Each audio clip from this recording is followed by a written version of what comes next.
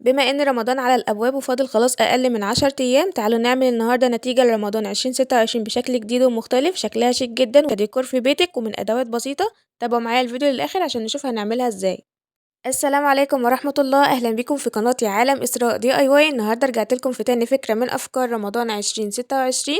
قبل ما نبدأ حابة إن أنا أقول لكم إني مبسوطة جدا من تعليقاتكم على الفيديو اللي فات. كنت عاملة معاكم فانوس رمضان الترند 2026، وبجد عدد كبير منكم كتب لي كومنتات حلوة جدا. بجد شكرا من قلبي لدعمكم ليا، وشكرا من قلبي لأي حد عمل لي لايك أو كومنت حلو أو حتى عمل شير للفيديو. بجد دعمكم هو اللي بيشجعني إن أنا أكمل. النهاردة بقى هنعمل مع بعض نتيجة رمضان 2026 بشكل جديد وكأنها جاهزة من محل الديكور، بس من أدوات بسيطة جدا وكمان مش هتاخد منكم أي وقت، سهلة جدا وسريعة. تابعوا معايا الفيديو للآخر عشان تشوفوا هنعملها ازاي. وخلاص قربنا على ال1000 مشترك، فقبل ما نبدأ لو انتوا لسه أول مرة بتشوفوا القناة بتاعتي اعملوا اشتراك في القناة وفعلوا الجرس على علامة الكل عشان يوصلكوا إشعار مني بكل جديد هقدمه الفترة اللي جاية لرمضان. واعملوا لايك حلو زيكم ويلا بينا نبدأ. أول حاجة قصيت قطعة كرتون مقاس 30 في 40 سنتي. بعد كده هجيب ورقة من كراسة رسم وهتنيها من النص بالشكل ده كده.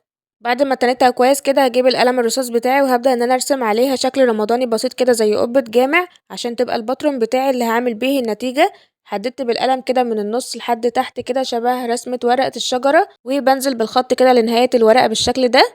زي ما انتوا شايفين كده الرسمة بسيطة جدا وسهلة ان اي حد يقدر ينفذها. هجيب بقى المقص واقصها بالشكل ده.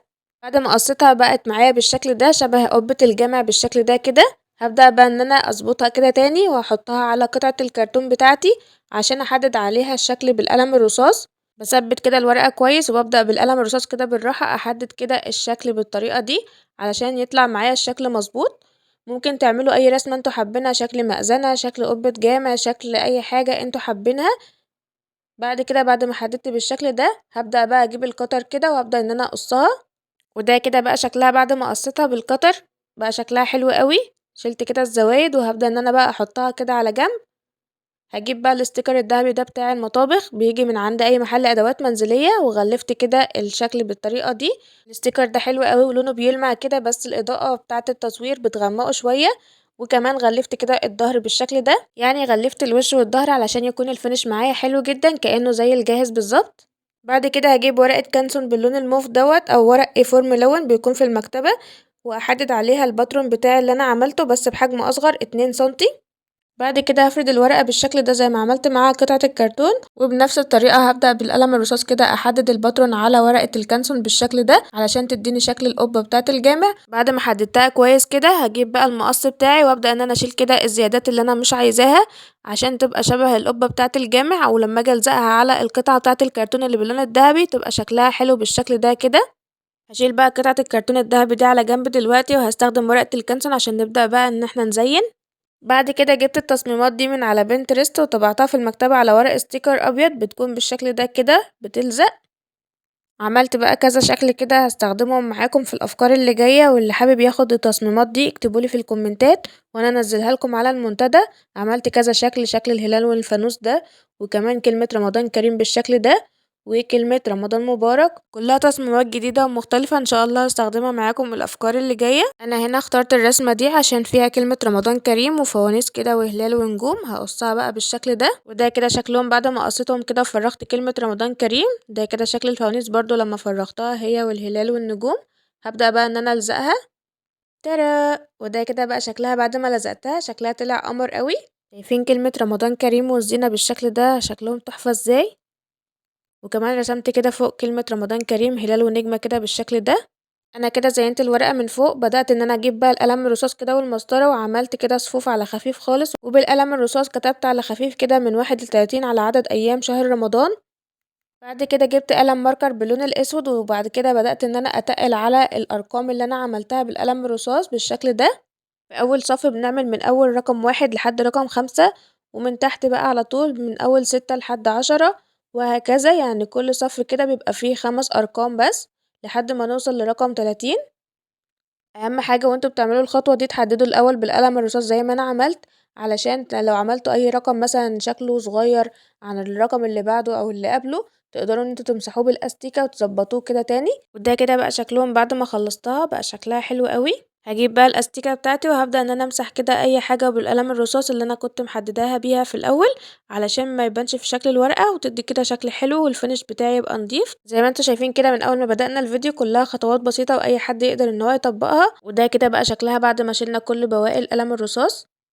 بعد ما خلصت كده هحط بقى دبل فيس كده على ظهر الورقة بالشكل ده، وممكن كمان نلزق بمسدس الشمع لو مش متاح معانا الدبل فيس. اجيب بقى قطعة الكرتون اللي باللون الذهبي وابدأ ان انا احط كده عليها الورقة اللي باللون الموف دي. هبدأ اظبطها كده في النص وابدأ اضغط عليها كده بالراحة عشان الدبل فيس يلزق فيها كويس. بعد كده جبت قطعة كرتونة صغيرة بالشكل ده، وهجيب بقى المنقلة دي كده عشان ابدأ ان انا ارسم بيها شكل الهلال. ممكن كمان تحددوا شكل الهلال بأي غطا برطمان او اي حاجة مدورة عندكم. حددت الهلال بالشكل ده بالقلم الرصاص، ومن الزوايا دي كده ببدأ ان انا احددها كده بالشكل ده. وبعد كده بالمقص هبدأ ان انا اقص الهلال بالشكل ده كده، وبقطعة الاستيكر الذهبي دي هغلف الهلال بالشكل ده كده. غلفت الهلال كده من الناحيتين، من الوش ومن الظهر، عشان يطلع الفينش بتاعه حلو. بعد كده جبت قطعة كرتون رفيعة كده وبدأت ان انا الفها زي الرول كده بالشكل ده، وبالستيكر الذهبي ده هلفها على قطعة الكرتون كده علشان اثبتها تحت الهلال. هحطها كده بقى على جنب. وبعد كده جبت قطعة فوم باللون الذهبي اللي بيلزق، وبعد كده جبت الغطا ده عشان احدد كده رسمة هلال بالحجم الاصغر.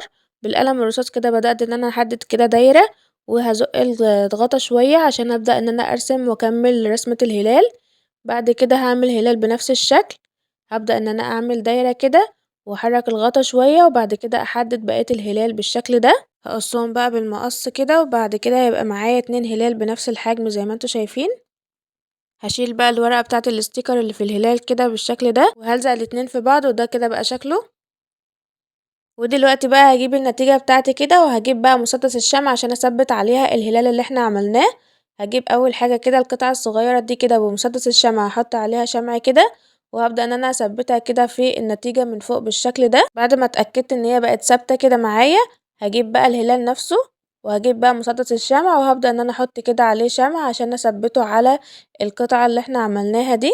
ولو انتوا وصلتوا معايا للدقيقة دي ونسيتوا تحطوا لايك، ياريت تحطوا لايك حلو زيكم عشان تشجعوني ان انا انزل لكم افكار جديدة الفترة اللي جاية. بعد ما حطيت الشمع على الهلال كده بدأت ان انا اثبته بالشكل ده. وده كده بقى شكل النتيجة بعد ما ثبتنا الهلال. فاضل معانا اخر خطوة. هجيب بقى النتيجة دي كده واقلبها على ظهرها، وهبدأ ان انا كده اجيب حبل خيش، وهبدأ ان انا اعمل فيه عقدة كده صغيرة علشان تبقى تعليقة النتيجة من ورا. هجيب بقى مسدس الشمع كده، وهبدأ ان انا احط نقطة شمع في ظهر النتيجة. وبعد كده هثبت الحبل الخيش ده كده بالشكل ده، وهجيب قطعة فوم باللون الذهبي، وهبدأ ان انا اشيل الاستيكر اللي عليها من ورا وهلزقها على حبل الخيش عشان تثبت معايا اكتر. وبس كده ده بقى شكلها. اخر خطوة بقى معايا والاخيرة، جبت المغناطيس ده من المكتبة، هنلزق واحد منهم كده في الهلال اللي احنا عملناه بالحجم الصغير بالفوم الذهبي ده. هجيب بقى مسدس الشمع ده كده، وهبدأ ان انا اثبت فيه كده قطعة من المغناطيس بالشكل ده كده. والجزء التاني من المغناطيس هنحطه على الظهر بالشكل ده، ونحط الهلال على الوش بالطريقة دي هيثبت كويس، ونقدر بقى نحركه بكل سهولة. كل يوم بقى في رمضان هنقدر نغير التاريخ كده ونحركه بكل سهولة. شايفين انا بحرك المغناطيس من ورا ازاي وبيحرك معايا كده الهلال على الارقام.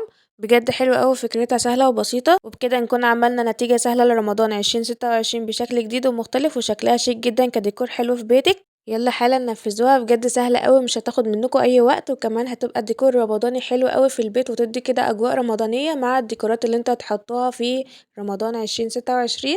بجد كل اللي هيشوفها عندكم هيفكر ان هي جاهزة، مش هيفكر ان انتوا عاملينها هاند ميد خالص، من كتر ما هي شكلها شيك وكمان سهلة جدا. قولولي ايه رأيكم في النتيجة القمر دي، اكتبولي تحت في الكومنتات، وقولولي بتتابعوني من انهي بلد. وبكده نكون وصلنا لنهاية الفيديو. يا رب يكون الفيديو عجبكم وتكونوا استفدتوا منه كده واتسليتم. لو عجبكم بقى الفيديو ما تنسوش تعملولي لايك واشتراك في القناة وتفعيل زرار الجرس على علامة الكل عشان يوصلك اشعار مني بكل جديد انا بقدمه الفترة اللي جاية. استنوني في الفيديو اللي جاي بفكرة رمضانية جديدة. كل سنة وانتم طيبين ورمضان كريم، بحبكم جدا، سلام.